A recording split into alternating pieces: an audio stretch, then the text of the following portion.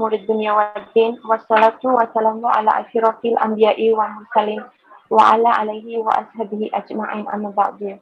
Pertama-tama marilah kita panjatkan puji syukur kehadirat Allah Subhanahu wa taala atas limpahan rahmat, taufik dan hidayahnya sehingga kita semua dapat bertemu kembali di kajian online Halaqah Selasa yang bertepatan dengan 23 Syawal 1443 Hijriah ini. Salawat serta salam kiranya senantiasa tercurahkan kepada junjungan kita Nabi besar Muhammad Shallallahu Alaihi Wasallam. Semoga kita semua mendapatkan syafaatnya di yaumul akhir nanti. Amin. Hari ini saya Yeti selaku host yang akan membersamai teman-teman semua dalam kajian yang akan disampaikan oleh yang terhormat Ustadz Suhendi Al-Khattab dengan tema menjaga diri dan keluarga dari godaan setan. Untuk mengoptimalkan waktu, sekiranya kita bisa memulai kajian, mari bersama-sama mendengarkan. Kepada Ustadz Suhendi yang kami hormati, waktu kami persilahkan. Jazakallah khair. Bismillahirrahmanirrahim. Assalamualaikum warahmatullahi wabarakatuh. Waalaikumsalam warahmatullahi wabarakatuh. Alhamdulillah wassalatu wassalamu ala Rasulillah wa ba'd. Faqala ta'ala a'udzu billahi minasyaitonir rajim. Qala fabima aghwaytani la aqudanna lahum siratal mustaqim.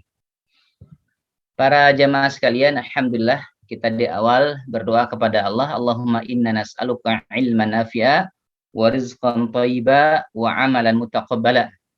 Minta kepada Allah ilmu yang bermanfaat, rezeki yang baik dan amal yang diterima.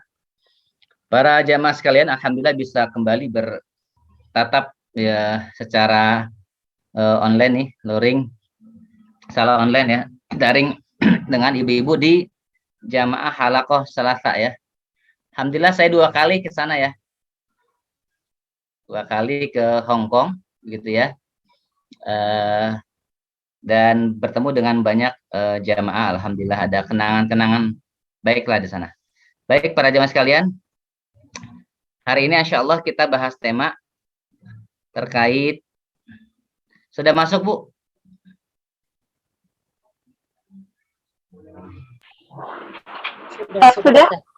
Sudah Ustaz.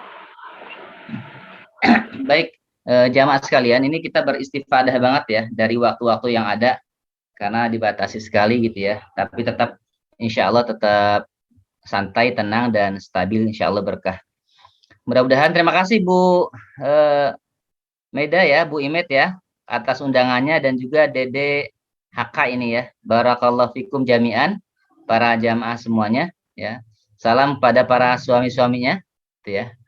Alhamdulillah saat ini kita bertemu kembali gitu ya.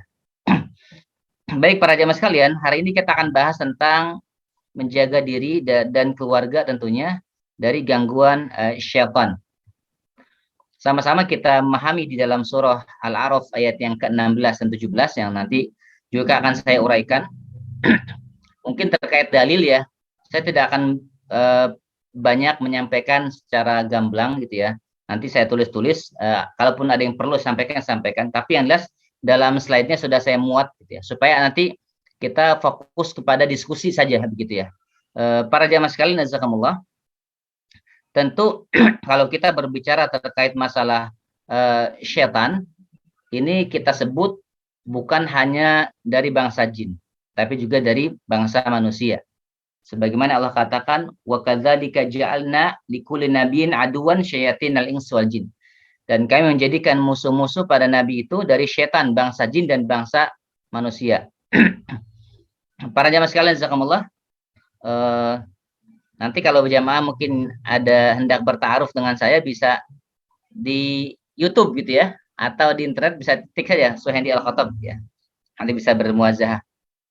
Saya kebetulan membidangi konseling keluarga dan terkait masalah gangguan jin, ruqyah, juga terkait masalah perjodohan. Jadi kita punya rumah ta'aruf. Jadi kalau ada jamaah yang punya anak belum dapat jodoh, ya bisa hubungi kita. Nanti kita bisa fasilitasi insya Allah gitu ya. Dan para jamaah sekalian, ternyata saya menemukan banyak sekali problem-problem keluarga itu, ya itu tidak lepas daripada gangguan-gangguan syaitan. Sehingga ini saya bukukan di dalam buku saya yang 9 pesan memahami gangguan gaib, ya, dan membedah kesialan hidup. Nanti jamaah bisa buka di buku itu saya jelaskan. Ini para jamaah sekalian. Nah, sekarang kita akan membahas tentang bentuk-bentuk gangguan syaitan. Para jamaah sekalian, jazakumullah. Bentuk-bentuk gangguan syaitan banyak sekali kalau kita melihat di dalam beberapa pandangannya para ulama, ya, terutama yang sampaikan dalil-dalil, ya, mereka dalam Al-Quran yang membuat kita dan keluarga kita itu rusak, ya. Bentuk-bentuk gangguan syaitan itu adalah yang pertama adalah merusak akidah. Bahkan saya banyak menemukan di lapangan, ya, pada masyarakat gitu, itu ketika mereka ada masalah rumah tangga, itu nggak lepas dari masalah-masalah kesyirikan. Ya. Misalnya kita lihat di dalam surah Az-Zumar, para jamaah sekalian, bahkan dalam surah Al-An'am juga ayat 82, bahwa kesyirikan ini menjadi sumber malapetaka, ya, dalam kehidupan kita, gitu ya. Ketika kita banyak melakukan kesyirikan. Dan ini setan merusak, ya, Bani Adam itu lewat jalur akidah ini. Kenapa? Karena kalau seandainya mereka Islam pun, sholat pun, zakat pun, puasa pun, itu ketika mereka melakukan kesyirikan, itu maka tidak dapat apa-apa di sisi Allah Subhanahu wa taala. Kenapa? Karena Allah mengatakan dalam surah Az-Zumar 65, la in asyrakta la yahbatunna amaluk. Ya.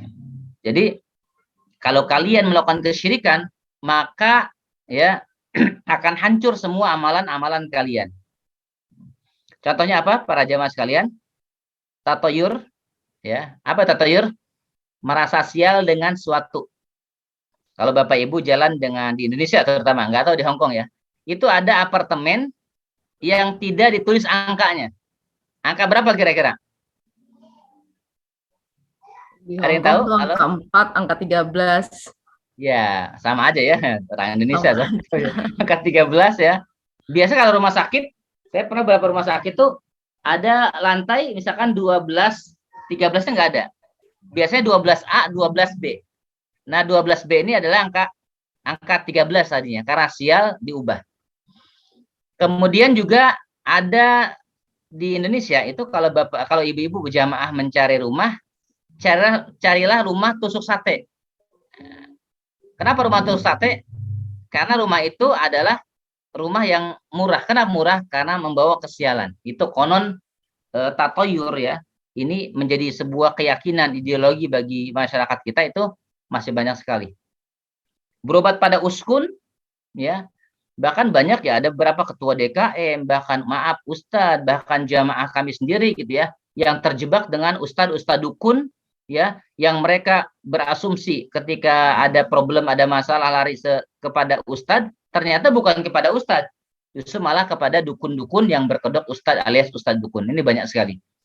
Apalagi weton, ya, kalau orang Jawa itu ada, Bapak Ibu orang Jawa ada di sini, hari lahir, ya, hari lahir, ya, hari lahir itu apa namanya? Di mana sebagian di antara kita meyakini, misalnya kami kalau menta'arufkan Bapak Ibu, ya, ini orang apa namanya, orang Bogor, Sunda, itu dengan orang Jawa, konon nggak boleh. Kenapa? Karena orang Jawa itu kakaknya katanya. Dan ini masih banyak fenomena ini. Belum lagi ramalan, santet, ya, kemudian bahkan pemujaan kepada jin, ya, kekufuran. Bahkan kalau kalau ibu-ibu memperhatikan sampai saat ini, ya, itu tayangan-tayangan YouTuber, ya, tayangan-tayangan YouTube itu yang laris salah satunya adalah tayangan-tayangan yang membuat masyarakat tertarik, itu adalah di mana tayangan yang berbau dengan kesyirikan-kesyirikan. Ini sangat mengerikan sekali.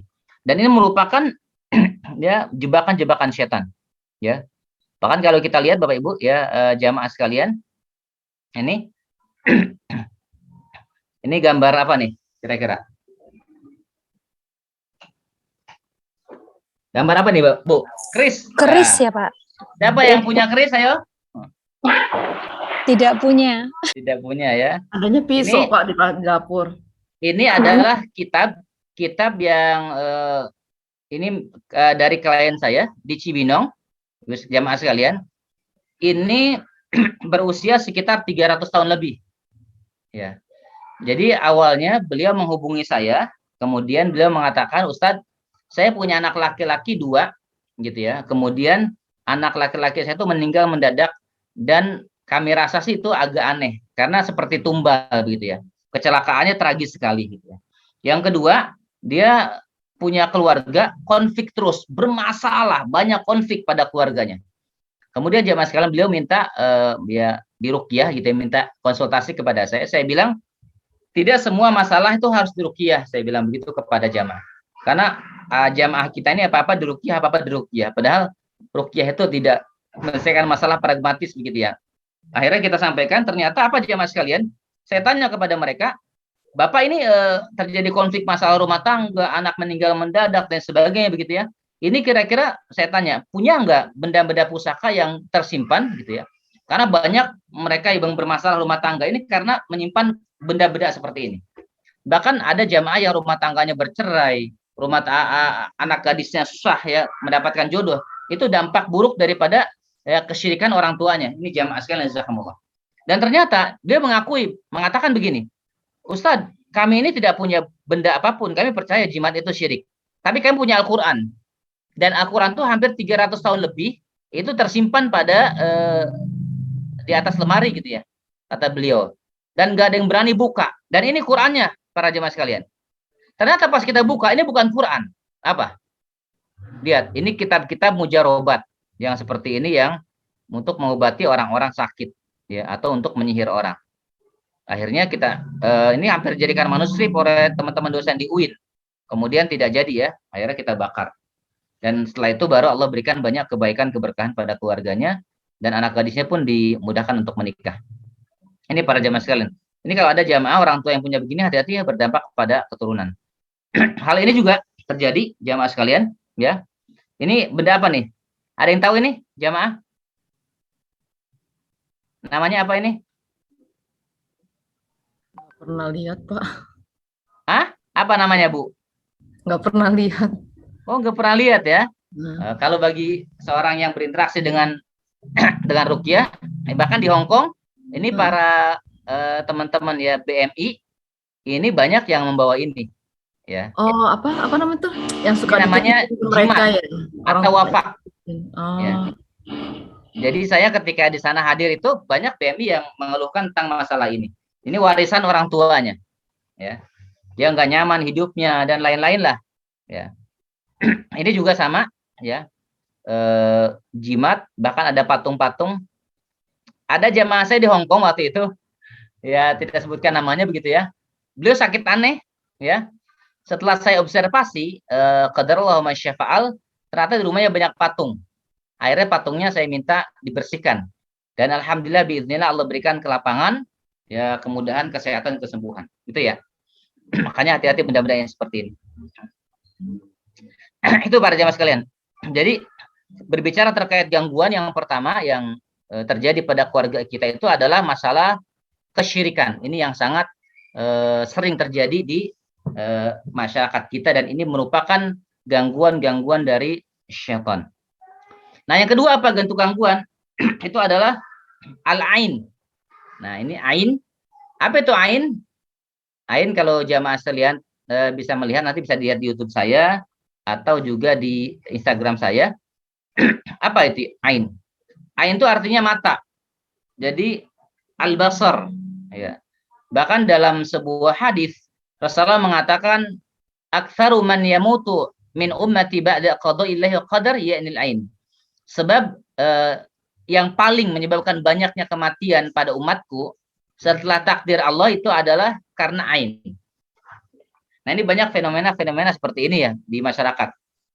Anaknya nangis, anaknya cacat, anaknya autis, anaknya lambat bicara, anaknya kemudian ada masalah, ada sakit aneh. Ini tidak lepas dari penyakit ain ini para jamaah sekalian, jazakumullah ya. Bahkan ada seorang istri yang terlalu mencintai suaminya begitu ya, sampai sering dipuji-puji tanpa mengucapkan kalimat thayyibah, masya Allah, tabarakallah, kemudian suaminya meninggal mendadak kecelakaan. Ini dampak penyakit ain itu luar biasa para jamaah sekalian, jazakumullah.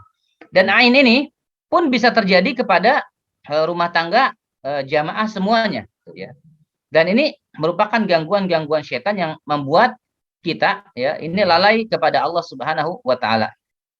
Ibu-ibu pernah ya dengar penyakit ain ini sangat sering sekali gitu, ya. Dan ain ini berdampak sekali gitu. Walaupun dia tidak pernah pamer dalam sosial media. Ya. Walaupun hanya ucapan-ucapan, bahkan orang buta pun bisa memberikan dampak penyakit ain ini. Penyakit gaib. Ya. Saya ada beberapa klien yang terbaru itu ada 3 orang jamaah sekalian. Yang 2 ini anak-anak kecil, usia SMP, ya kelas 3 sama kelas 6 SMP, SD. Ini anak ini cantik dan pintar-pintar, cerdas luar biasa. Namun ternyata apa? Yang satu kanker otak. Yang kedua badannya kurus dan tidak juga tumbuh, ya. Artinya kurus, nggak gemuk-gemuk dan kecil terus badannya. Ternyata apa? Ternyata anak ini adalah anak kesayangan dan sering dipuji-puji oleh kakek neneknya dan orang tuanya. Ini jadi bermasalah gitu ya. Yang ketiga atlet di Persikabo, ya. Beliau depresi tiba-tiba setelah banyak dipuji oleh orang tuanya karena terlalu sering diiklankan kemana-mana sosial media. Ini para jemaah sekalian, jazakumullah ya. Ini dampak daripada penyakit ain ini, hati-hati ya. Seperti misalnya ibu punya anak, ya, saya tanya, Bu Sasa punya anak berapa misalnya, atau mungkin Bu Imed punya anak berapa, kemudian mengatakan, oh saya begini begini begini. Ternyata setelah itu, ya, pujian-pujian kita ini, ya, kita takjub, kita puji anak-anak kita tanpa kalimat thayyibah, kemudian anak kita terjadi musibah. Dan inilah penyakit ain para jemaah sekalian, jazakumullah. Nah, ini banyak terjadi di sebagian antara kita. Apa tanda-tandanya? Banyak sekali ya di sini. Ada yang paling terlihat itu biasanya dadanya sering sesak, ya, sesak, ya. Kemudian penyakit tiba-tiba, ya. Bahkan beberapa kasus ini bisa terjadi kepada orang-orang dewasa karena di kantornya misalnya karyawan tauladan, banyak yang muji, ya. Bahkan pernah terjadi kepada beberapa dokter spesialis yang datang ke rumah kami malam hari dengan kondisi was-was yang luar biasa karena jantungnya berdetak tidak normal begitu ya. Ini para jamaah sekalian, jazakumullah. Makanya kalau kita punya anak, hati-hati dan waspadai mereka tertimpa ain, ya. Bahkan anak-anak yang dia tadinya pinter kemudian setelah dewasa malah menyusahkan orang tuanya. Wa'iyadzubillah. Ini para jamaah sekalian. Yang berikutnya, ini ada tanda-tandanya yang sudah saya sampaikan. Dan jamaah bisa lihat, ya, nanti ini ada di penjelasan surah Al-Qalam, ya, ayat 51. Ini jamaahnya memang tidak ada ini ya, tidak ada yang on kamera ya, ditutup semua ya. Mudah-mudahan pada mendengarkan ya, husnuzon nih. Ya. Dengerin, Pak. Alhamdulillah ya, karena biasanya dibuka ya. Baik. Para jamaah sekalian ya, misalnya di dalam surah Al-Qalam, ya, Allah Subhanahu wa taala menjelaskan ini dalil adanya al-ain, ya. Kemudian kalau kita melihat juga hadis-hadis terkait masalah ain ini sangat banyak sekali yang menunjukkan bahwasanya para jamaah sekalian, ya, ain itu betul-betul berdampak pada kehidupan kita, ya. Dan ini hanya gara-gara pandangan mata, ya. Bahkan tadi dalam ayat itu disebutkan, ya, orang-orang kafir itu hampir saja mencelakakan Rasulullah dengan pandangan mata mereka, ya. Dan ini banyak, ya, ini bisa dibilang beberapa ulama ini penyakit akhir zaman, ya, para jamaah sekalian. Kenapa? Karena banyak orang-orang yang tertimpa penyakit aneh, itu adalah salah satunya adalah ternyata penyakit ain. Makanya jamaah ketika punya anak, putra putri, didoakan perlindungan ini, ya, dengan perlindungan dari penyakit ain. Sebagaimana Hasan dan Husain, ya, berdoa, ya. Bapak Hasan Husain didoakan oleh Rasulullah dengan doa u'idzukuma bi kalimatillahi tammah dan seterusnya. Para jamaah sekalian, jazakumullah, ya. Jadi kita ini harus betul-betul menjaga, ya, baikkah ain dari manusia atau ain dari bangsa jin, ya. Ini kita harus berhati-hati, ya. Jadi kalau ibu punya anak ganteng, cantik, jangan lupa Masya Allah, tabarakallah. Ya. Ibu dipuji oleh orang tua, kamu ya orang kakak tuh mampu, mapan. Masya Allah, tabarakallah, alhamdulillah. Baca doain. A'udzu bikalimatillahi tamah min kulli syaitani wahamah wa min kulli ainin lamah. Karena betapa banyak ya orang-orang rumah tangganya berpisah, bercerai. Kemudian yang tadi segar bugar, kemudian sakit mendadak tiba-tiba. Ini karena gangguan-gangguan tertimpa daripada penyakit ain para jemaah sekalian, jazakumullah. Penjelasannya saya sampaikan dalam beberapa ayat-ayat dan hadis. Ya, ini jelas sekali ya, bisa sampaikan. Nah, yang ketiga, permusuhan dalam keluarga. Nah, ini ya. Mohon maaf saya nggak paham nih teman-teman, jamaah, ibu-ibu, siapapun lah yang menikah, yang berumah tangga itu pasti akan mengalami ujian dalam rumah tangga. Tadi saya baru, Bapak Ibu ya, ibu-ibu sekalian, diminta konseling ya, mendampingi beberapa klien saya. Beliau punya anak gitu ya, anaknya itu depresi, 2 bahkan hari ini, 2 pagi tadi ya sama siang tadi. Yang pertama bisa dibilang hilang ingatan begitu ya, gila. Yang kedua setengah sadar begitu. Ternyata para jemaah sekalian, terjadinya permusuhan dalam keluarganya ini nggak lepas daripada peranan syaitan. Ya. Sampai anak yang susah diatur ya, sampai suami ya, yang zalim, sampai istri yang toleh, yang tidak soleh ya, yang tidak taat kepada suaminya. Ini banyak di antara sebagian itu adalah penyebabnya karena gangguan-gangguan syaitan. Bahkan dalam sebuah hadis itu sangat jelas dikatakan bahwa iblis itu ya singgasananya di atas lautan ya, inna iblisa yaghdau arsyahu alal ma, dan mereka itu thumma yab'atsu saroyahu, mengutus pasukan iblis itu namanya setan-setan. Itu tujuannya apa? Salah satunya adalah untuk yufarriquna bainal mar'i waz zaujih, memisahkan antara rumah tangga suami dan istri. Nah, makanya ketika terjadi konflik itu bukan hanya masalah psikologi suami istri, masalah komunikasi semata. Itu bisa jadi adalah peranan daripada setan. Ya. Ada seorang suami yang mudah sekali ya mengucapkan kalimat-kalimat kotor ya. Orang tua yang mudah mencaci maki anak-anaknya. Ya, ada yang mendoakan keburukan ya, dan terjadi konflik dalam rumah tangga. Ini tidak lepas dari apa? Daripada gangguan-gangguan yang disebabkan oleh setan. Makanya ibu-ibu jamaah ya, kalau kita ingin kuat, dikuatkan daripada gangguan setan, terjaga, perkuatlah doa kepada Allah Subhanahu wa taala. Nanti kita sampaikan doa-doanya di bawah. Bahkan di dalam surah Al-A'raf ayat 16-17 ini sangat jelas bahwa setan akan mengganggu dari 4 penjuru ya, dari mulai mimbaini aidihim, depan, wa min khalfihim, belakang, aimanihim ya, wa an syama'ilhim ya, kanan dan kiri. Ini luar biasa godaan mereka tuh kepada orang-orang yang beriman ya. Apa bentuknya? Sering cekcok, komunikasi tidak nyambung, anaknya nakal. Meskipun nanti kita bahas ya, anak nakal ini faktornya apa? Karena kutukan kah? Karena keburukan orang tuanya kah? Nanti kita bahas lebih rinci ya pada kesempatan berikutnya. Anak malas sholat ya, anak malas atau anak melawan orang tua, anaknya depresi, insecure ya, melawan, malas sekolah, melihat atau ditemani jin. Ini problem-problem yang ini ya, para jamaah sekalian, berupa bentuk-bentuk gangguan daripada setan yang terkutuk. Dan tentu ya, kita sebagai hamba Allah Subhanahu wa taala perlu terus bermunajat kepada Allah Subhanahu wa taala bahwa tidak lepas ya gangguan keluarga ini daripada gangguan setan. Bahkan saya banyak mendampingi klien-klien saya, para jamaah sekalian, itu yang terbaru kemarin 3-4 hari lalu ya. Hari Minggu menikah, hari Jumat mau dibatalin, coba bisa dibayangkan. Hari Minggu nikah, Jumatnya minta dibatalin. Bahkan ada datang ke lembaga saya, itu hari Sabtunya mau menikah, Jumatnya mau dibatalin.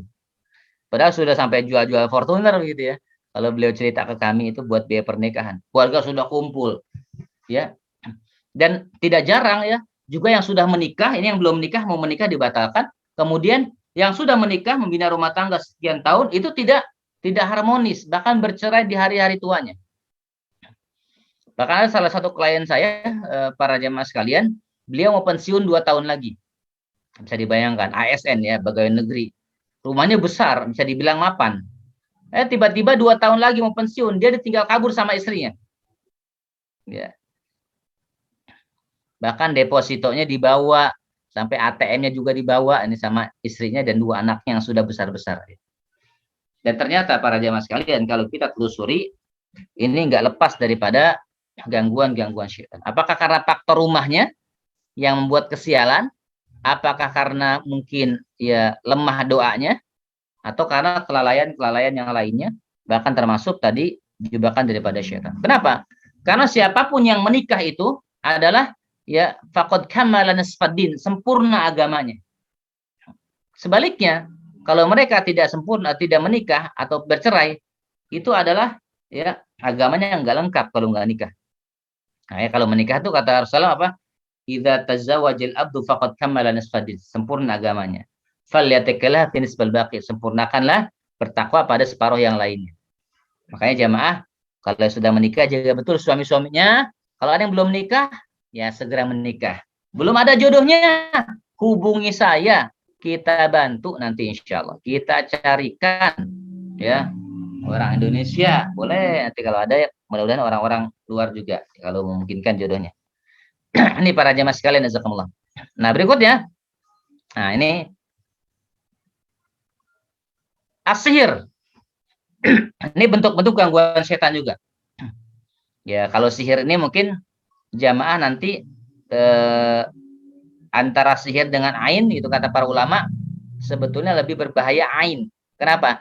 Karena kalau sihir ini cenderung dari orang-orang yang buruk, ya, artinya orang-orang yang dia niatan jahat, sementara ain kadang-kadang dari bapak ibunya sendiri, gitu ya. Bahkan kalau ain itu ya ada beberapa tahapan prosedur kalau orang menggunakan santet atau ain atau sihir ini. Tapi kalau ain hanya mengucapkan dengan lisan lewat pandangan matanya, itu bisa mencelakakan orang yang menjadi objeknya. Ini para jamaah sekalian, azakumullah.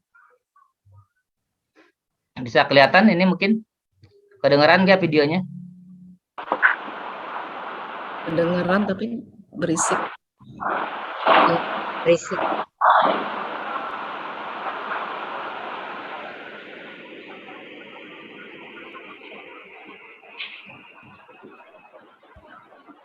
Ada suaranya nggak jamaah? Nggak ada. Suaranya tidak ada Pak Ustaz. Oke, sebentar ya, kita coba. Harusnya ini ada suaranya di sini. Ada kedengaran suara tapi nggak jelas suara apa.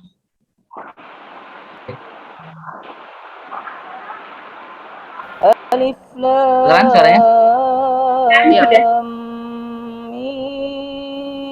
mim. Ini satu keluarga Allahu terkena santet. la ilaha Gantian. illa huwal hayyul qayyum. Muntah darah hampir 8 Nazzala plastik. alaikal kitaba bil haqqi. Ini di Ciomas, jamaah sekalian. Yang indikasi nyihirnya siapa? Yang indikasi menyihir adalah pamannya sendiri. Jadi adik bapaknya. Ya. Perubut rumah sekitar 5 kali 5 meter. Musaddiqan lima baina. Saya lihat ya.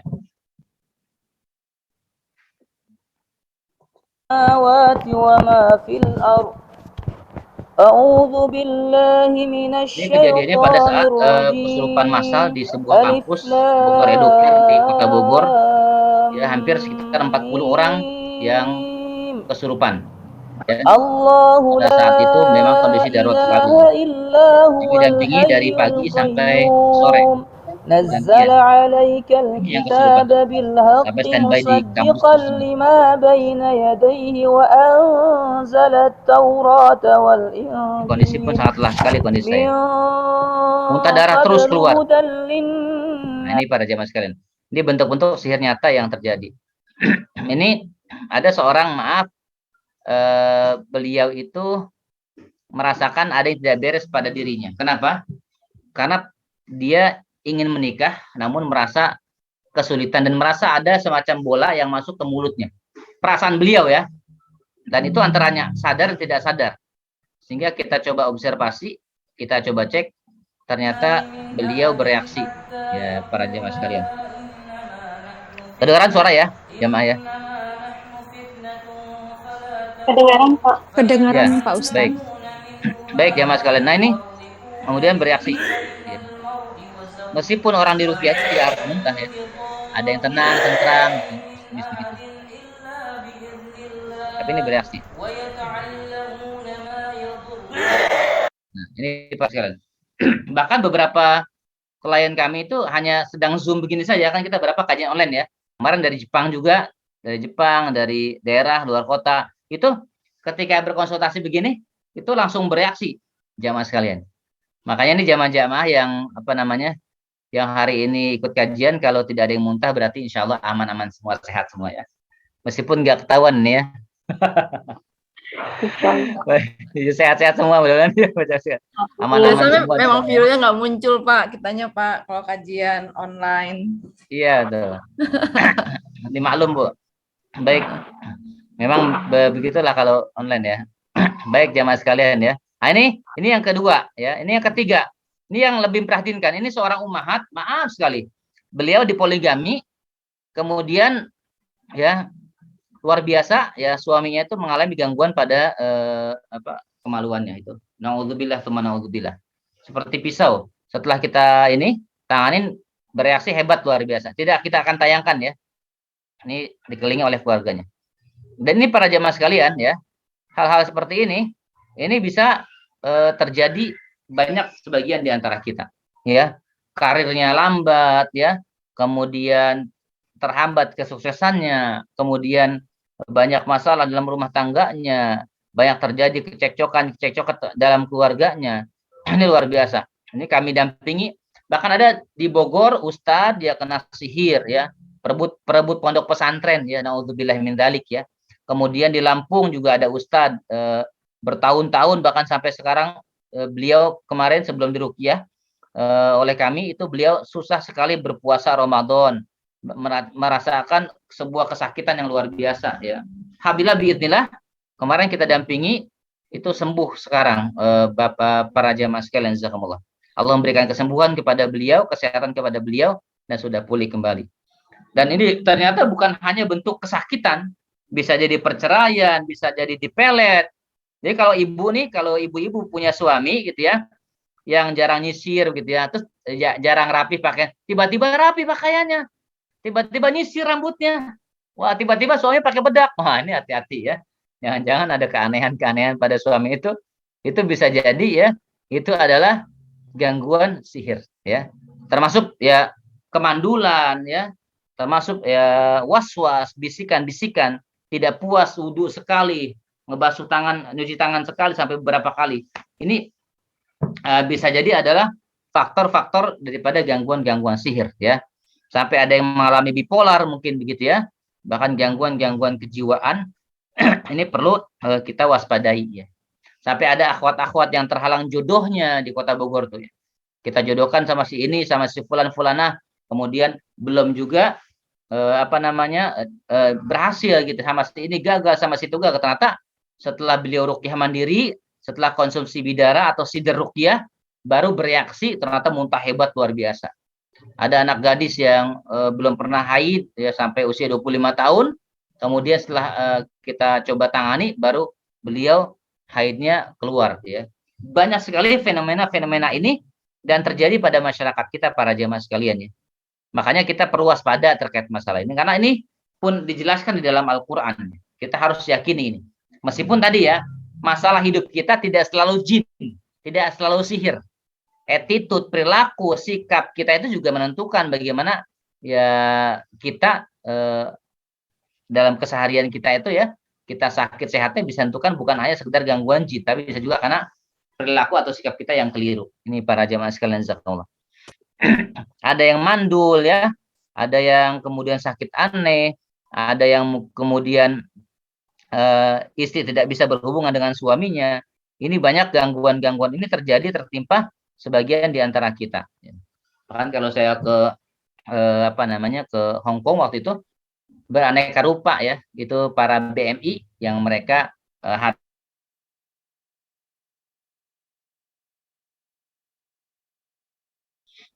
para jemaah sekalian, jazakumullah, apakah tanda-tanda kalau kita kena sihir? Nah, tanda-tanda kalau kita kena sihir. Ada berapa tanda-tanda kata para ulama di dalam kitab-kitab mereka. Yang pertama adalah terhalang kehidupan dengan cara yang tidak wajar. Misalnya S1 tapi susah cari pekerjaan, S3 tapi kok susah banget ya dapat penghasilannya, nggak dipercaya orang ya. Atau ada sakit yang tidak wajar, aneh, jam-jam tertentu terasanya begitu ya. Kondisi mental yang tidak wajar ya, depresi, berlebihan sedih, pelupa, pikun, misalkan marah, berlebihan, temperamental gitu ya.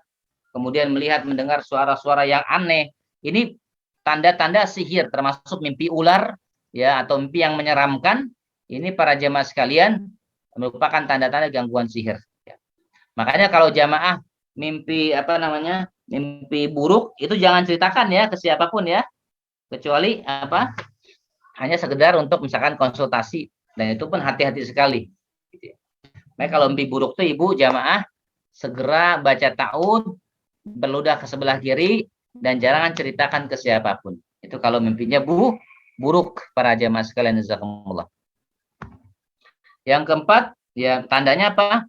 Tadi sudah mimpi buruk, pasangan yang sering bertengkar, tidak harmonis, ya, malas jamaah sholat 5 waktu, terutama subuh dan isya, ya, takut ketemu ustadz, ya, takut azan, ya, takut dalam lingkaran majlis ilmu. Ini pun ya para jamaah sekalian, ini tanda-tanda orang-orang yang mengalami gangguan pada diri mereka, itu bisa jadi gangguan sihir ya. Ini para jamaah sekalian, jazakumullah. Itu ya. Jadi bentuk-bentuk gangguan kita ada sihir, ada al-ain, ada pertengkaran antara permusuhan dalam rumah tangga, keluarga, ada juga bentuknya adalah perusak akidah. Ini merupakan gangguan-gangguan syaitan para jemaah sekalian. Yang berikutnya adalah gangguan jin. Gangguan jin atau syaitan. Kalau disebut jin berarti ada yang muslim. Saya pernah kejadian tuh di sini ada orang Dede enggak yang nempati bekas tempat kami ya. Mudah-mudahan enggak terjadi apa-apa ya. Dulu saya berapa kali tuh mengeruqyah ya ruangan di Dede begitu ya. Bahkan pernah kejadian itu Pak Ilham jadi saksi ya. Jadi ketika kita mau masuk jamaah, itu pintu tuh nggak bisa dibuka. Dan bisa dibuka setelah kami baca ayat kursi. Ya. Ini cukup termasuk kejadian aneh tuh yang kami alami waktu kita datang ke sana itu. Ternyata jin pun bisa iseng gitu ya. Bahkan yang muslim pun bisa iseng. Makanya jamaah-jamaah sekalian ini harus hati-hati ketika buka pakaian. Ketika masuk kamar mandi, jangan lupa membaca doa kalau pakaian bismillahirrahmanirrahim sehingga terhijab antara jamaah dengan pandangan-pandangan jin. Dan ternyata para jamaah sekalian, jazakumullah, gangguan-gangguan jin ini juga ini banyak aneka macamnya. Ada yang jin nasab, ya. Jin nasab itu adalah jin titisan nenek moyang. Ya. Ada suami sering benci sekali kepada istrinya padahal istrinya tidak berbuat salah. Ada seorang istri tiba-tiba menggugat perceraian, tidak senang kepada atau dingin kepada suaminya. Ini bisa jadi pengaruh jin nasab. Ya. Apalagi anak kita sudah bisa misalnya anak kita bisa melihat makhluk-makhluk gaib. Itu pun adalah merupakan tanda-tanda jin nasab. Jin yang sebetulnya bukan kita pinta tapi turun dari nenek moyang kepada sebagian keluarga kita. Ini para jemaah sekalian, jazakumullah. Jin khodam ya, ada misalkan orang-orang peneliti ya di Kota Bogor tuh di LIPI yang sekarang BRIN, para jemaah sekalian, dia memiliki zikir-zikir khusus akhirnya jadi khodam. Ya. Apalagi di Hong Kong jemaah sekalian ya. Mungkin jin ini banyak sekali berkeliaran, kenapa? Terutama syaitan, karena tidak adanya kalimat asma Allah atau adzan yang dikumandangkan gitu. Kecuali pada tempat-tempat tertentu yang memang bisa terdengar adzan. Sudah dipastikan mungkin banyak jin-jinnya gitu ya. Makanya kita banyak berlindung kepada Allah dari gangguan-gangguan setan atau gangguan jin ini. Dicintai jin, hati-hati umahat-umahat, ibu-ibu ya, yang sering mimpi buruk, yang sering diperkosa, yang sering kemudian mungkin ada sesuatu yang aneh pada dirinya, ya. Kalau baca Quran mudah mual, ini bisa jadi tanda-tanda dicintai jin. Ya, sama anak-anak gadis kita ya harus berhati-hati. Dendam jin ini juga bentuk-bentuk gangguan yang perlu kita waspadai ya para jamaah sekalian, jazakumullah. Ini juga kejadian ya pada klien kami. Ini baca Al-Baqarah 102 ya para jamaah sekalian. Dan testimoni dari praktek sekitar 200 orang jamaah yang hadir.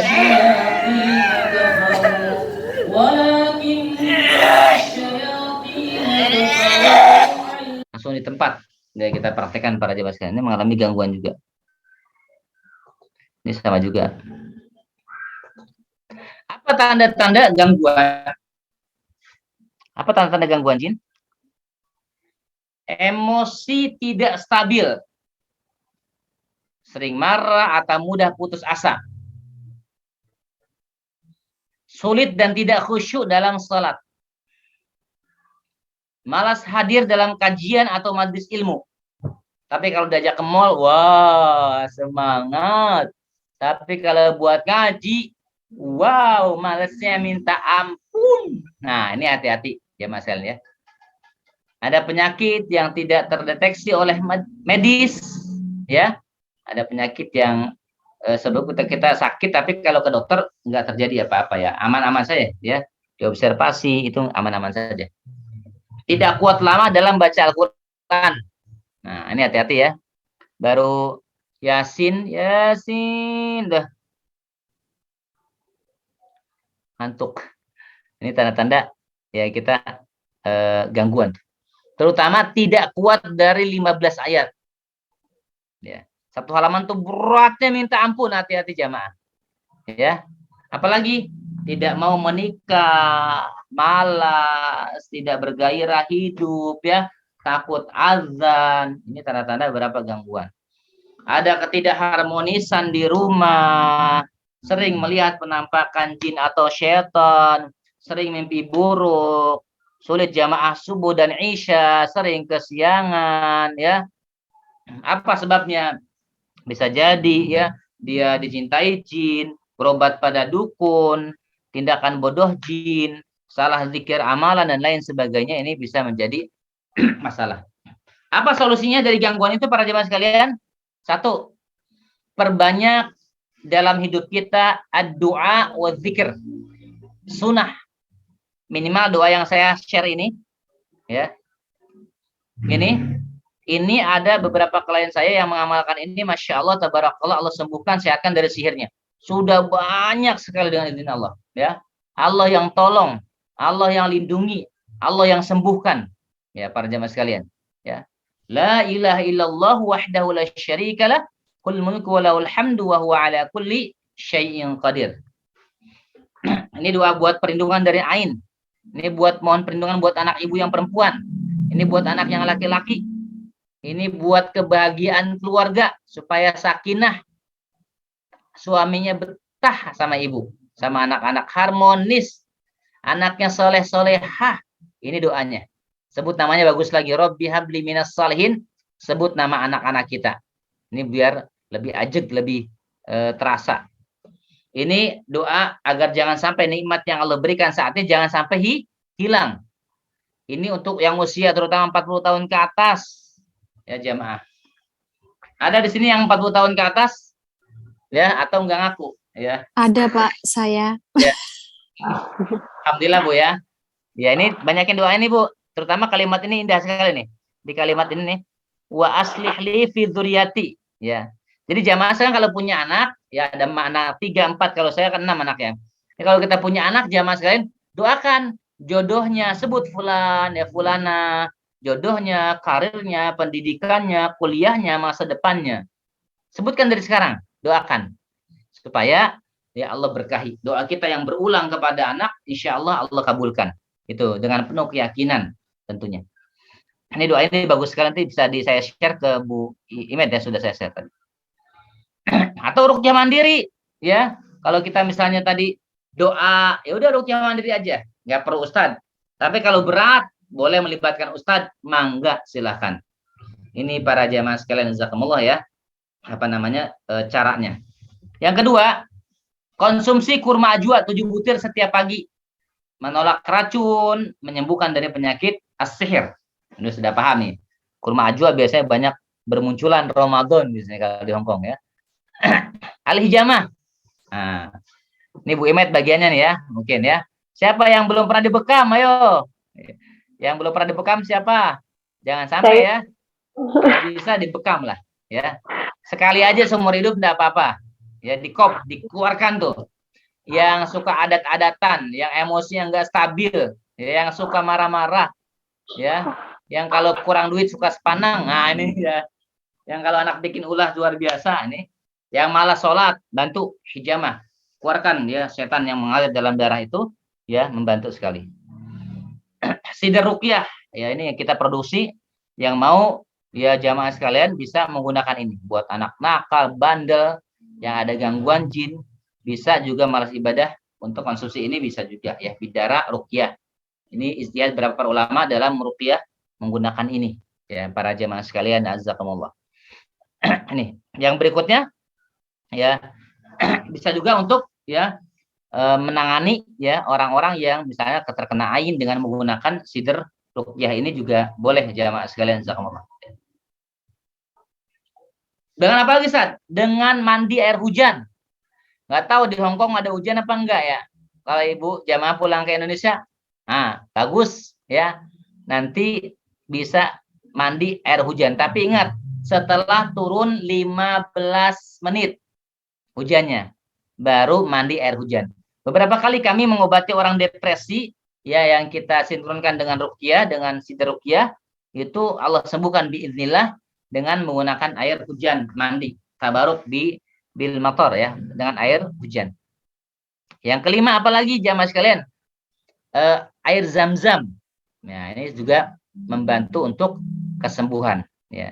Gimana saat dengan daun-daun yang lain?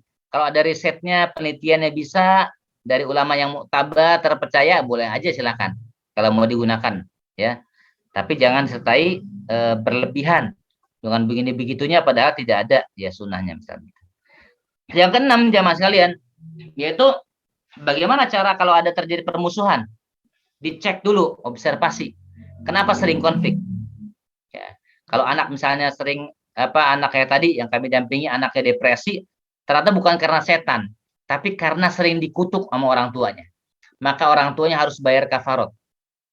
Sampai tadi ya ketika saya tuh ibu-ibu jamaah, kalau sering diminta menangani anak ruqyah, saya bilang tidak selalu diruqyah. Bahkan kita observasi orang tuanya, ternyata apa? Cukup bayar kafarot, anaknya sehat sembuh. Kenapa anaknya bermasalah? Karena dikutuk sama orang tuanya. Bodoh lah, nggak pinter lah, bahkan naudzubillah kalimat segala nggak punya otak lah dikeluarkan oleh orang tuanya. Ini banyak fenomena yang terjadi di masyarakat. Ya, biru walidainnya lemah, orang tua kita lupa, nazar banyak yang nggak dibayar ya, nazar kita lupa, ya kemudian juga infak, sedekah, zakat malnya pelit ya, nggak dikeluarkan, lemah doa. Ada yang sering doa tapi aral, sering diungkit-ungkit dan mudah menyerah istijal. Ya, ada misalkan ibu-ibu ketika berkonsultasi kepada kami, Ustadz, tolong bantu bagaimana agar anak kami ini sehat, anak kami ini soleh. Saya bilang, Bu, doakan Rabbi habli minas solihin. Apa jawaban beliau? Ya Allah, Ustadz, doa mah nggak habis-habis, Ustadz, doa mah rutin. Tapi mana sampai saat ini belum Allah kabulkan. Naudzubillah. Ini kalimat yang sangat-sangat ya tidak boleh diucapkan oleh seorang ummahat, oleh seorang ibu, jamaah sekalian, apalagi seorang ayah. Terus aja doakan anak-anak kita, jangan pernah menyerah. Ini para jamaah sekalian, jazakumullah, beberapa hal ya penanganan yang perlu jamaah ketahui ya. Nanti materinya bisa di-share, tentu berbeda-beda di antara kita ya, masalah problemnya. Kalau kita insya Allah sekarang baik-baik saja, alhamdulillah. Namun ternyata bisa jadi sebagian saudara kita banyak yang bermasalah. Bahkan saya buka klinik konsultasi para jemaah sekalian, itu luar biasa ya. Tiap hari itu 3, 5 ya orang yang konsultasi mengalami masalah ini. Dan kadang-kadang masyarakatnya pragmatis, maunya disalahkan jin. Padahal bukan selalu jin ya. Kadang-kadang bukan sihir juga. Sehingga solusinya tidak harus ruqyah ya. Makanya nanti kapan-kapan kita bahas ya bagaimana bedanya anak saya kena ain, kena sihir, kena musibah, istidroj, kena bala. Ini murni medis, kesehatan mental. Ini kita harus kupas para jamaah sekalian. Ya, supaya apa? Supaya nanti jamaah tidak salah ambil tindakan. Ya. Ini para jamaah sekalian jazakumullah. Sudah 14.55 ya, kurang lebih saya berikan kesempatan jamaah untuk berkonsultasi dan diskusi apa yang perlu didiskusikan hari ini ya. Wallahu alam bisawab. Jazakallah khairan kepada Al-Karim Ustadz Suhendi yang sudah memberikan tausiahnya serta mauziah hasanahnya kepada kita semua. Semoga dari tausiahnya tersebut dapat bermanfaat dan menjadi ilmu terhadap kita semua. Baiklah teman-teman, sekarang kita memasuki sesi tanya jawab. Mungkin kalau dari teman-teman semua ada yang ingin ditanyakan kepada beliau, monggo saya persilahkan. Terima kasih. Mau nanya Mbak Yeti? Silahkan Ibu. Assalamualaikum Pak Ustadz. Assalamualaikum warahmatullahi wabarakatuh. Bu siapa? Bu Endang? Bu Imet? Saya Pak. Tadi saya tertarik tuh dengan sebelum selesai slide terakhir, Bapak sempat mengatakan bahwa kalau orang yang ada anak yang atau anak atau seseorang lah yang misalnya dia cacat atau mungkin dia ada mungkin kena kanker gitu ya, kita bisa membedakan antara dia itu kena ain sama penyakit klinis itu secara, kan kalau dibahas mungkin detail, tapi secara gamblangnya itu gimana ya Pak? Ininya gitu. Tadi kan penyebab ain juga ada, tadi kan ada yang cacat, lambat bicara misalnya atau lumpuh, dibandingkan dengan emang dia penyebabnya kena klinis gitu.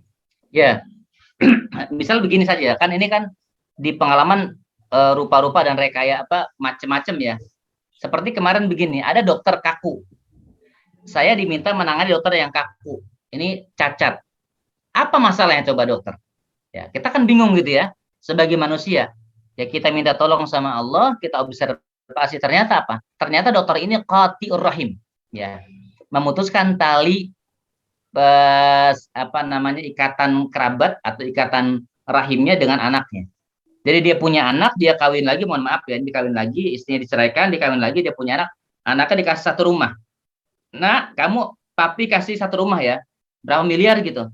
Kamu urus rumah ini, kamu jual, tapi kamu jangan ganggu kehidupan papi. Nggak lama dia langsung kaku. Obatnya apa? Ruqyah? No, tidak. Kita panggil anaknya, kita minta ya papinya minta maaf kepada anaknya melapangkan, Allah berikan kesembuhan kesehatan. Padahal sudah ruqyah kemana-mana, udah ke dokter kemana-mana, ke medis, orang medis dia beliau, nggak sembuh-sembuh.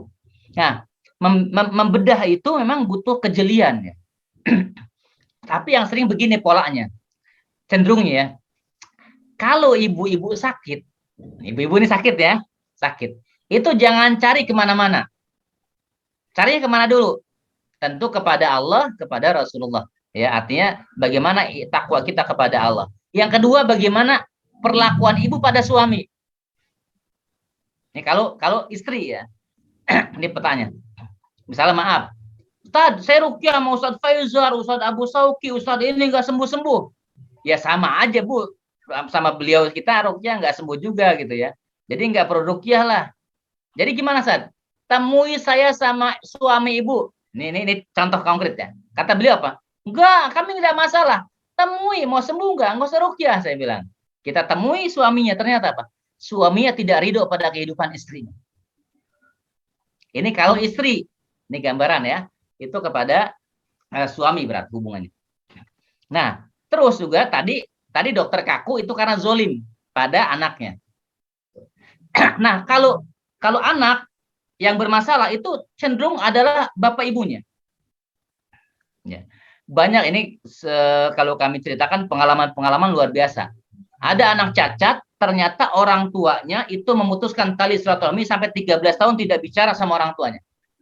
Itu bisa dibayangkan, ya Bu Imet ya. Jadi kita punya anak gak ngomong sama orang tua sama kita, itu naudzubillah sekali. Kata Allah hukum anaknya lambat bicara. Dan banyak, bahkan tadi pun juga sama begitu. Barusan saya dampingi. Anaknya depresi, gila, susah diatur. Ya, tapi kadang nyambung, kadang enggak. Ternyata apa? Suami istrinya pisah ranjang. Nah, memang besok tuh nanti kapan-kapan ya kita kaji itu ada peta, emang ada rumusnya. Kalau ini begini, kalau ini begini, ini begini. Meskipun tidak selalu sama ya, gitu. Ada si fulan sakit kanker, ternyata banyak ngegosip. Si fulan kena kanker karena indikasi ain. Itu berbeda juga. Makanya diobservasi. Kita sebagai seorang yang konselor, khususnya dari dunia metafisika, ya supranatural, itu tidak langsung menjudge masalah-masalah itu adalah larinya jin. Ya. Makanya ada namanya nanti bala, ada namanya musibah, itu berbeda. Ya. Kalau musibah itu biasanya adalah sesuatu kejelekan, keburukan yang diterima oleh hamba, namun ada kaitannya dengan siapa? Dengan sikapnya, dengan amalnya, dengan dosa-dosanya. Itu kalau musibah. Kalau bala murni Allah berikan sebagai sunatullah kehidupan. Nah itu ya. Jadi makanya ketika ada orang konsultasi itu, kita cek dulu, observasi, kasih pertanyaan. Kalau saya punya rumus-rumusnya memang ya, tuh. Itu garis besarnya ya, Bu Imet ya. Allah alam biswab. Oh, jadi jangan suudzon sama jin dulu ya Pak ya. Jangan apa-apa jin, apa-apa setan. Itu kadang-kadang kita maaf ya. Kalau jin itu kan ada yang beribadah juga. Maka kalau kita berasumsi ke sana, mohon maaf gini. Ada orang ini kena jin, ketimpangan. Contoh begini. Ada seorang ummahat ibu-ibu. Tad saya tuh nikah pertama cerai, suami saya tukang mabok. Yang kedua saya nikah lagi. Yang kedua suami saya bandar narkoba, cerai juga. Ibu-ibu ini bisa dibilang menarik secara ya penampilannya. Ibu ini juga hartanya juga dia bekerja manajer di sebuah perusahaan di Kota Bogor gitu ya. Ternyata apa? Kata kiainya ada gondoruo. Pas diobservasi sama saya, bukan gondoruo, bukan jin. Bukan. Kenapa? Beliau punya satu ya, nazar yang lupa. Yang lupa. Kenapa? Karena nazar beliau dia berjanji, kalau saya bekerja, saya akan membelikan ibu saya emas. Setelah 20 tahun bekerja belum dibelikan ibunya itu. Yang kedua, ibunya akan hadir mendampingi, waktu itu kan ada mahramnya ya. Ibunya mendampingi, apa kata ibunya? Saya tanya, apakah pernah dapat kutukan dari orang tua? Dia mengatakan, iya, benar, Ustadz. Naudzubillah, saya sering ngutuk anak saya waktu SMA dulu, nanti kamu ngerasain rumah tangga sial berantakan. Karena anaknya bikin ulah. Dulu waktu belum sadar anaknya. Kalau sekarang udah solehah lah, sering ikut kajian. Tapi ternyata berdampak. Akhirnya apa? Diberesin nazarnya dengan ditunaikan, kemudian ucapan sumpahnya dengan kafarot. Gitu ya. Bahkan ada jamaah saya anaknya juga sama begitu. Kalau luar biasa. Ternyata apa? Itu pengaruh cacian-cacian orang tuanya. Bayar kafarot, selesai itu. Membaik anaknya. Bukan 1-2. Masya Allah tabarakallah. Bukan 1-2. Ya, banyak sekali. Itu contoh Bu Imet ya, kasus yang ya terjadi di sebagian di antara kita. Jadi jangan jin, apa-apa jin, apa-apa setan, apa-apa sihir, ya. Itu ya. Kita cek dulu kepribadian kita seperti apa. Allah alam bisawab. Ya, jazakallah khair Pak Ustaz. Berikutnya ada pertanyaan dari kolom chat Ustaz. Saya bacakan. Ya, ini dari Bu Sasa. Beliau bertanya, yang pertama, berhubung rumah saya jauh dari masjid, apakah suara azan yang dari HP bisa melindungi kita dari gangguan setan dan jin? Yang kedua, boleh dijelaskan akan bayar kafarat Pak Ustadz? Kemungkinan beliau maksud tentang bagaimana bayar kafarat. Yang ketiga, yang dimaksud banyak ya. 3 Ustadz. Iya. Yang ketiga, yang dimaksud bersihkan rumah dari patung itu gimana Pak? Patung yang seperti apa yang menurut Pak Ustadz membuat jin atau setan bisa mengganggu kita? Terima kasih Pak Ustadz. Ya, baik. Pertama terkait masalah azan ya. Azan sama fungsi dengan murotal. ya. Murotal HP. Bisa tidak? Ya, kalau seandainya bisa dibilang bisa atau tidak ya, tentu memang rumah-rumah yang ada murotal itu akan lebih terjaga dibandingkan yang tidak ada murotal. Namun ya tadi bukan hanya sekedar murotal atau azan yang saat itu diputar, tapi bagaimana perlakuan atau sikap kita di rumah itu, ya. Bahkan penghuninya seperti apa, rajin beribadah apa enggak. Sehingga jangan sampai maaf kita ngerahin ada, kalau azan kan sebentar ya, ini murotal kita anggap. Kalau murotal kan lama tuh.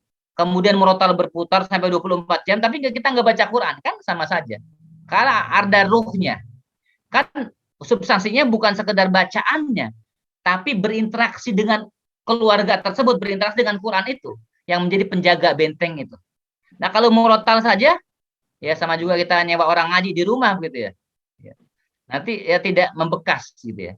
Ya kan yang kita butuhkan penjagaan itu kan bukan hanya di rumah, di jalan, dimanapun, bahkan keberkahan. Jadi kalau dibilang ngusir atau bisa apa tidak, wallahu a'lam bishawab.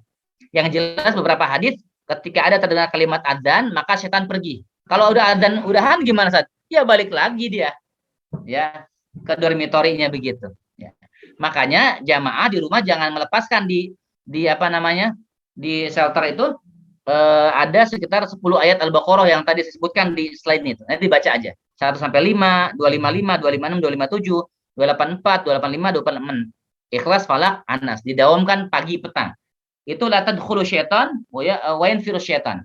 Yang dari luar setan nggak bisa masuk, yang di dalam dia keluar. Aman insya Allah nanti tempat kita. Tapi tadi kembali tidak ada patung-patung. Patung seperti apa, Ustaz? Patung-patung yang dipajang. Boneka-boneka yang dipajang. Kalau boneka digeletakkan, dimasukin di box, tertutup, mainan anak boleh? Boleh, silakan. Tapi kalau mainan bapaknya, nggak boleh. Ya, kalau mainan ibunya, ya nggak boleh. Itu buat anak-anak kecil. Yang gimana bentuknya, Ustaz? Bentuknya seperti, saya akan share nanti di sini ya. Bentuknya apa? Bentuknya adalah, itu seperti celengan-celengan ya, makhluk hidup ya. Itu bisa juga yang apa namanya? Ntar saya biar Ibu jamaah nih bisa nanti saya perlihatkan deh. Intinya adalah yang berbentuk makhluk hidup. Baik patung dan lukisan. Baik patung dan lukisan. Lukisan makhluk hidup. Kalau awan hanya gunung nggak masalah, gitu ya. Itu ya jamaah. Walaupun souvenir kecil, tapi dipajang. Kalau buat ikatan apa namanya gantungan kunci boleh, tidak dipajang itu dihinakan. Buat gambar taplak meja atau apa namanya kain lap nggak masalah. Itu jamaah sekalian ya. Dan bentuknya sempurna. Boleh nggak pelihara patung yang nggak ada kepalanya? Boleh, tapi nggak ada kepalanya. Misalkan bebek, tapi nggak ada kepalanya, itu masih boleh. Cuman kan bebek serem juga kalau nggak ada kepalanya. Jamaah sekalian. Nah, terkait masalah kafarot, lihat Al-Maidah 89. Bentuknya bisa merdekakan budak, bisa puasa ya, syamu satu ayam, bisa kiswatuhunna, beli baju pakaian buat 10 fakir miskin. Bisa bentuknya adalah apa namanya? Puasa 3 hari tadi ya. Yang terakhir adalah it'amu asyarata masakin. 1 ucapan, 1 sumpah, 10 bok nasi. Ya. Kira jamaah yang nitip ke kami sampai 200 bok, 300 bok. Kenapa? Karena ngucapin anak cacian yang luar biasa. Jadi beliau kerja di apa namanya Qatar gitu ya, suaminya, dan anaknya sekolah di Islam Terpadu, itu ngomongnya buruk sekali. Setelah saya observasi, saya bilang ya panjang lebar lah gitu ya. Ternyata beliau perlu bayar kafarat. Kenapa? Karena anaknya sering dicaci, nggak punya otak lah, bodoh lah, idiot lah, segala macam. Ya naudzubillah, tsumma naudzubillah. Akhirnya ibu itu bayar kafarat untuk menebus itu. Bisa jamaah nanti bikin masakan, dibagi fakir miskin. Untuk apa? Niatkan, ya Allah, saya cabut lisan saya. Misalnya gini, Bu Yeti deh anggap, misalnya, jangan Bu Yeti ya. Tadi saya ada jamaah nih sakit-sakitan. Tadi sakit-sakitan. Tadi saya udah sakit-sakitan terus. 5 tahun belum punya keturunan. Saya bilang, ada nggak ucapan dulu? Saya tanya nih tadi, keliru. Misalnya, saya nggak mau nikah sama orang Sunda. Dia bilang, Ada, Ustaz. Saya ngucapin nggak mau nikah sama orang Ciapus katanya. Benar, suami saya orang Ciapus. Pantesan berantem terus ya, misalnya gitu ya. Akhirnya bayar kafarat. Ya. Kayak tadi, misalnya sering dicaci, anaknya bermasalah rumah tangganya bukan karena gondoruo, akhirnya sembuh, sehat rumah tangganya baik lagi. Ada suami istri ngomong cekcok, berantem terus karena pernah ngucapin kalimat-kalimat aneh. Atau ada ucapan-ucapan seperti misalnya bukan hanya cacian ya, kita misalnya aku naudzubillah enggak akan nikah sama orang Madura, ternyata nikah sama orang Madura, bermasalah hidupnya. Aku enggak mau punya anak cepat-cepat buru-buru, itu juga ada kalimat-kalimat kayak begitu. Nah maka itu perlu bayar kafarot, terutama yang sengaja. Tapi kan kayaknya nggak ada. Kalau untuk hati-hati boleh saja, karena banyak orang yang terhalang karirnya, kehidupannya itu karena kafarot itu masih punya utang. Apakah kafarot lisan yang keliru dan nazar? Itu ya, jamaah sekalian. Satu ucapan 10 bok nasi. Kalau dua, Tad, saya emang ngomelin anak-anak hari-hari, Tad. Kumaha tuh, bagaimana Ustad? Dihitung aja sendiri, ya.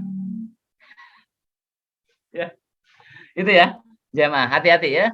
Atau pernah ada yang ngucapin gini, Tad, saya emang nggak mau hijrah ke negeri Hong Kong dulu lagi SMA gitu ya, gaya-gayaan. Ternyata sekarang ke Hong Kong banyak masalah ya itu. Ya bayar kafarat. Misalnya begitu ya, untuk jaga-jaga. Paling mudah sih apa? Ngasih makan 10 dikalikan dengan ucapan yang kita tadi keliru. Jelas ya Bu ya? Jelas Pak Ustadz, terima kasih. Sedikit menambahi pertanyaan dari Bu Sasa, Pak. Berarti bayar kafarat itu berlaku salah satu cara kita untuk menarik keliru lisan kita, begitu? Menarik atau menggugurkan sumpah. Oke. Misalkan kafar itu membayar. Kafarat itu menghapuskan. Ya, jadi supaya ucapan gini, ada anak yang tidak karirnya masalah terus nyusahin orang tuanya, ternyata sering dikutuk. Setelah itu kita usulkan, Bu, coba bayar kafarat, tunain 100 bok aja, 10 berarti kan, kalau dihitung kan banyak, minimal 110 aja, 10 berarti kan 100 untuk jaga-jaga ibu. Habis itu apa anaknya dapat pekerjaan, jodohnya dimudahkan, kita udah bukan urusan kita lagi, itu wallahualam bishawab, itu sudah Allah urusannya. Kita hanya mencoba mengobservasi, menyampaikan. Ya, ternyata banyak yang berpengaruh itu. Ya. Boleh saya tanya sedikit, Ustadz? Setan itu apakah mereka punya batas usia seperti manusia, atau itu mutlak kuasa Allah yang nanti membinasakan mereka? Kadang berpikir apakah mereka punya batas usia seperti kita, bisa mati. Iya. Setan. Ya, kalau dibicarakan pertanyaannya batas usia, itu dia pasti punya. Kuluman alihifan, semua pasti binasa. Pertanyaannya itu bukan batas usia, bisa mati enggak itu? Oh ya, setan dan jin itu apakah mereka bisa jadi juga bisa mati enggak itu? Kalau batas usia siapapun pasti ada batas usia. Malaikat pun kan ada. Semua kan ketika tiup sangkala meninggal semua kan, kecuali yang Allah kehendaki begitu ya. Nah, artinya ada bisa mati enggak? Bisa mati. Ya. Misalnya dalam hadis disebutkan bahwa ketika Futuh Mekah, Khalid bin Walid membunuh Uzza, itu juga mati. Ya. Kemudian ketika peperangan, itu setan juga mati. Yang ditakhirkan, ini bukan nggak bisa mati, ditakhirkan nanti sampai ujung menjelang kiamat, itu hanya iblis. Iblis itu siapa? Bangsa jin juga, tapi nenek moyangnya, dedengkotnya setan. Kalau setan itu bisa dibilang anak-anak buahnya lah gitu ya. Kalau jenderalnya, ya brigjennya, ya jenderal bintang 5-nya begitu ya, itu iblis ya. Bisa mati, bisa. Ya. Bahkan kalau di ruqyah berapa para ulama banyak yang memberikan persaksian mereka mati. Meskipun itu bisa menjadi subhat bagi sebagian di antara kita ya. Jadi kalau jamaah sekalian begini, Tad, saya diganggu sama setan, coba bacain, mereka bisa terbakar, bisa hangus juga. Ya. Makanya sebetulnya kalau kita memahami, jangan takut sama mereka. Justru mereka harus takut sama kita. Walaqad karramna bani Adam. Jamaah misalnya di dormitory atau di tempat ya, di sana di apartemen. Ada suara di dapur, kotrek bunyi. Ibu buka aja. Jangan takut, baca ta'ud.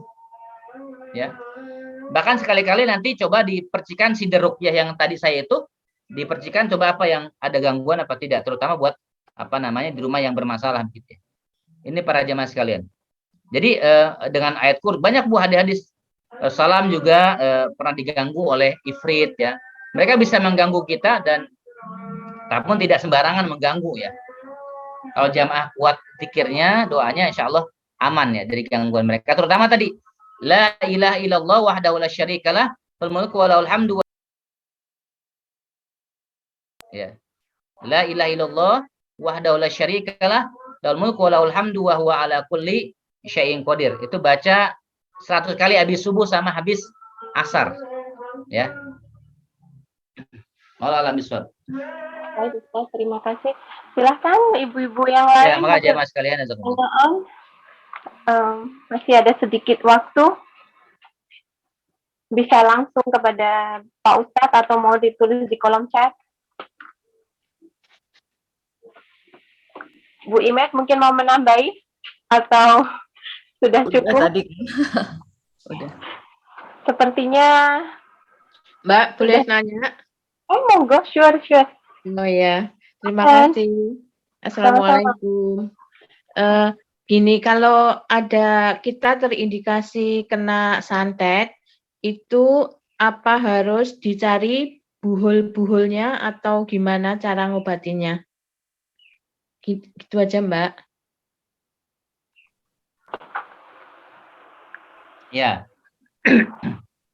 Mencari buhul itu ya yang jelas tidak menjadi keharusan ya. Yang jelas substansinya adalah jamaah itu sehat ya. Kayak kami berapa nangani orang-orang kena santet itu alhamdulillah tanpa ketahuan buhulnya pun juga sembuh ya. Salah satunya yang terbaru anak gadis yang baru banget mah di Lampung kemarin ya, yang ustadz itu kena sihir. Yang kedua orang di Lampung hampir 15 tahun kena nggak menikah, tidak punya keturunan, kemudian setelah itu baru alhamdulillah sekarang bisa hamil karena ada kayak tumor di kepalanya. Setelah diruqyah malah hilang dan kemudian sembuh ya. Itu tanpa harus juga buhul ya. Tentu pun kalau juga ada beberapa orang yang kemudian ketahuan buhulnya, seperti rumah diruqyah tiba-tiba muncul buhul, ada yang depan rumahnya, tapi tidak menjadi sebuah kewajiban. Yang penting kita ikhtiar ruqyah, misalkan mandi dengan sidar ruqyah, konsumsi kurma ajwa, itu menjadi solusi bagi kita para jamaah sekalian. Namun tidak wajib ya. Dan gimana Ustaz? Caranya ya bisa diruqyah, bisa diobservasi. Karena yang kita tuduhkan, mohon maaf ya Ibu ya, kadang-kadang banyak jamaah kami itu selalu berasumsi yang tadi saya sampaikan, sihir, jin. Padahal bukan sihir. Banyak sekali gitu ya. Namun ada juga yang dia muntah darah benar-benar sihir ada gitu ya. Tapi tidak selalu itu semua sihir. Tapi kalau misalkan itu sihir gimana? Ikuti petunjuk saya yang saya sampaikan tadi itu insya Allah bisa membantu. Dan hati-hati waspada dengan ustadz yang bisa ngelihat jin ya. Apalagi sampai bisa mendeteksi, wah ibu belum apa-apa sudah dikatakan, wah ibu ini kena santet nih, wah yang nyantet orang deket nih, tetangga rumah nih, pakai kacamata nih, wah Bu Yeti dong misalnya gitu ya. Nah ini bahaya ya. Naudzubillah min dzalik ya. Bahkan ada di Bogor tuh seorang menantu tidak mau makan makanan mertuanya. Kenapa? Karena setelah dia nanya ke 5-6 ustadz ya, itu katanya yang nyihir adalah mertuanya. Sampai kita konseling suami istri, wah biasa udah damai sekarang, udah alhamdulillah sudah kondusif. Itu fitnahnya luar biasa, kerjaan setan itu. Jadi berantem antara menantu dengan mertua. Padahal mertuanya nggak melakukan santet itu. Itu ya para jamaah sekalian.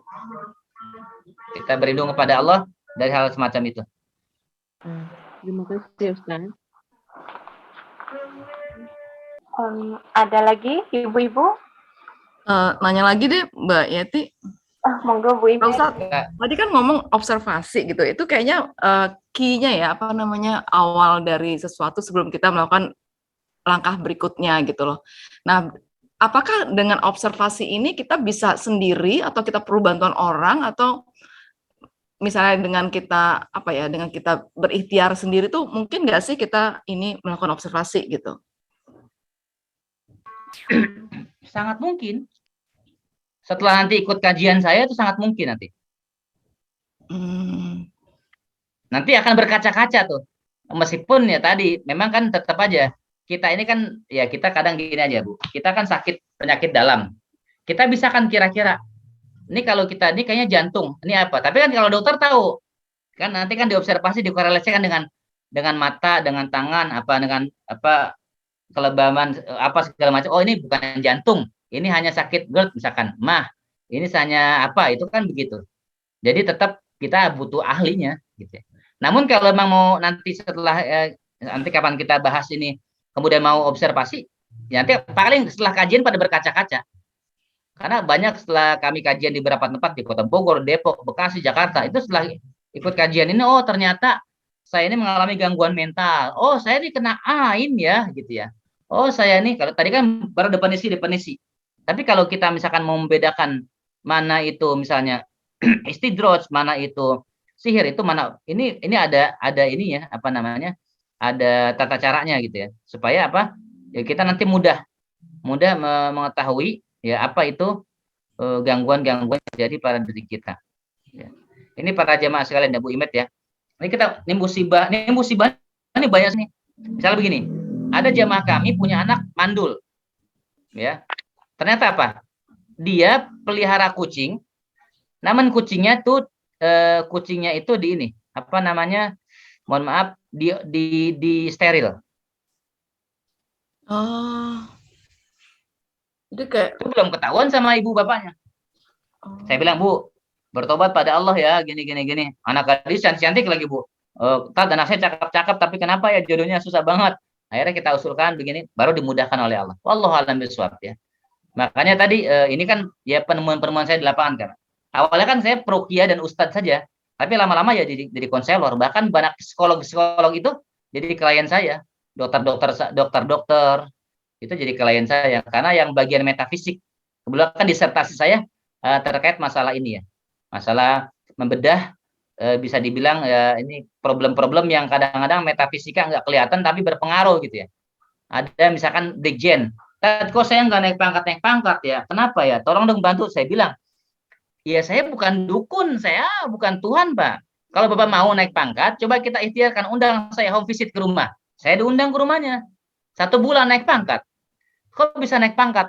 Ternyata rumahnya banyak patung, banyak kesialan. Karena banyak kesialan itulah malaikat rahmat tidak masuk. Ya, terus perlu bayar kafarot karena pernah ngucapin ini. Habis gitu ngasih selamat, Ustaz, tabarakallah, masya Allah, barakallah fik. Saya naik pangkat jenderal sekarang. Ya itu seperti itu. Jadi bukan kita kasih apa-apa, justru malah diobservasi ada yang mengganjal pada kehidupannya sehingga jadi masalah sia terus hidupnya, gitu ya. Makanya saya pesan sama ibu-ibu ya, kalau yang punya suami ya, itu jangan sering pisah ranjang sama suami. Nah, ini nanti bermasalah. Hati-hati gitu ya. Tapi gimana Ustaz? Dengan kondisi ya, pilihanlah bersabar atau berdoa kepada Allah. Ya seperti itu. Itu salah satu caranya. Terutama tadi bayar kafarot ya. Kalau ada yang sering ucapin kalimat yang tidak baik. Ya. Itu ya. Bu Yeti ya. Pak Ustadz, apa hubungannya pisah ranjang sama ini? Sama tadi nggak naik pangkat apa? Apa hubungannya? Nah, Iya. ini menarik ya. Apa hubungannya? Hubungannya adalah di mana ketika seorang suami ya, dia antara suami istri itu kan ada bank emosi dalam psikologi. Jadi kalau seandainya jamaah sekalian mau membuat di lingkungan keluarga itu harmonis, maka kita masing-masing harus memenuhi bank emosi itu. Mohon maaf sekali. Ini orang Indonesia semua ya Bu ya? Iya. Orang Jawa Pak. Bukan maksudnya Indonesia ya. Orang Indonesia Pak. Iya, orang Indonesia Pak. Saya mau ngomong orang Hongkong. Okay. Kenapa beberapa orang Hongkong itu cenderung setelah tua bapak ibunya kurang diurusin. Cenderung bapak ibunya kadang-kadang ke panti jompo. Kadang anaknya itu beberapa kurang peka sama orang tuanya. Beberapa ya, mungkin ada juga yang peka. Kenapa?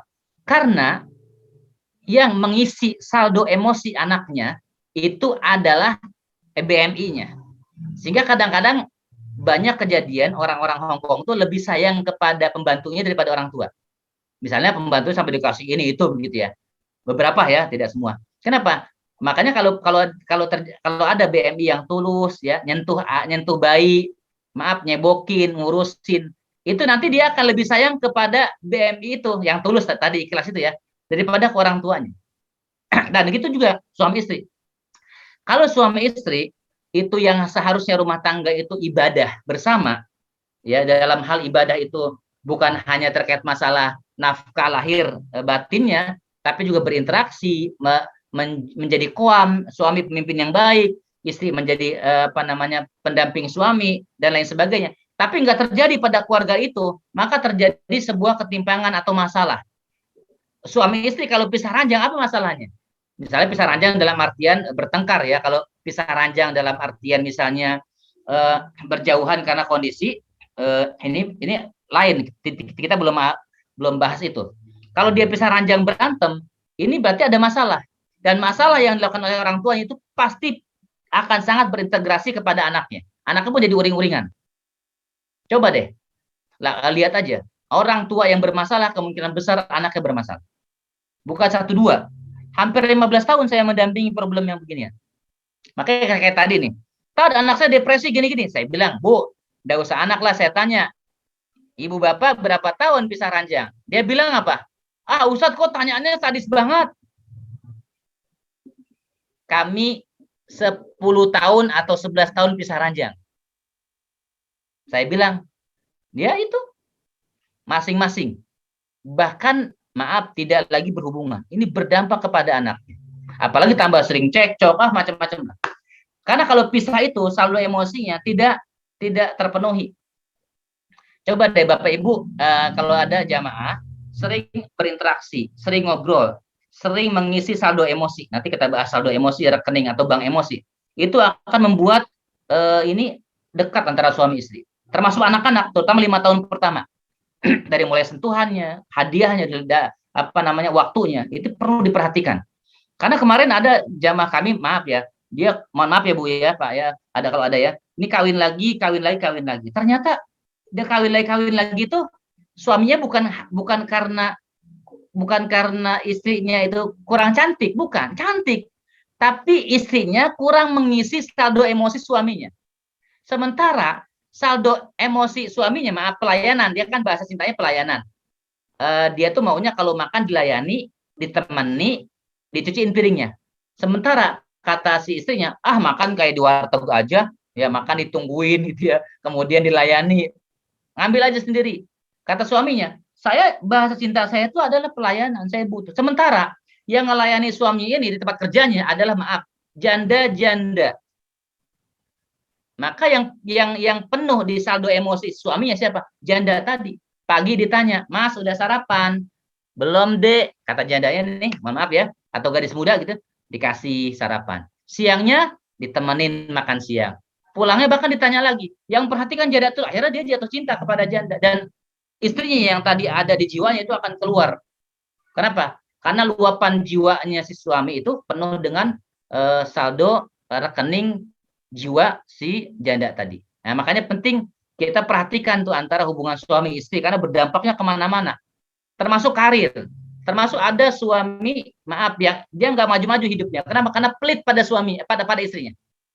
Nah, makanya saya bilang kepada jamaah itu kalau ada suami yang mau jaya hidupnya, jangan mudah bergantung pada istrinya, ya.